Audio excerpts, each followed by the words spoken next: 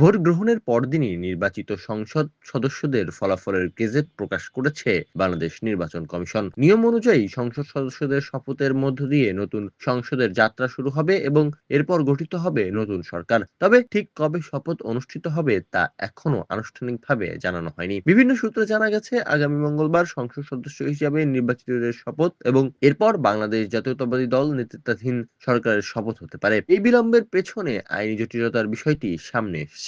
সংবিধান অনুযায়ী প্রধানমন্ত্রী মন্ত্রিসভার সদস্যদের শপথ পড়ান রাষ্ট্রপতি, কিন্তু সংসদ সদস্যদের শপথ কে পড়াবেন সে বিষয়ে স্পষ্টতা না থাকায় জটিলতা তৈরি হয়েছে। আইন বিশেষজ্ঞরা সতর্ক করছেন, সংবিধানের বাইরে কোনো প্রক্রিয়ায় শপথ বা সরকার গঠন করলে ভবিষ্যতে আইনি চ্যালেঞ্জের মুখে পড়তে হতে পারে। এই পরিস্থিতিতে আইন জটিলতা এড়াতে গেজেট প্রকাশের ৩ দিন পর প্রধান নির্বাচন কমিশনের মাধ্যমে সংসদ সদস্যদের শপথ করানোর পরিকল্পনা করা হচ্ছে। সেই হিসেবে ১৭ ফেব্রুয়ারি সকালে নির্বাচিত সদস্যদের শপথ এবং বিকালে নতুন সরকারের শপথ অনুষ্ঠানের সম্ভাবনা রয়েছে বলে একাধিক সূত্র জানিয়েছে।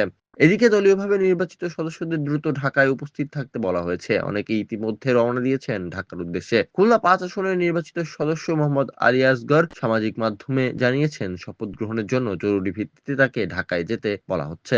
অন্যদিকে মন্ত্রিপরিষদ সচিব ডক্টর শেখ আব্দুর রশিদ জানিয়েছেন, আগামী ৩ থেকে ৪ দিনের মধ্যেই শপথ সম্পন্ন হবে।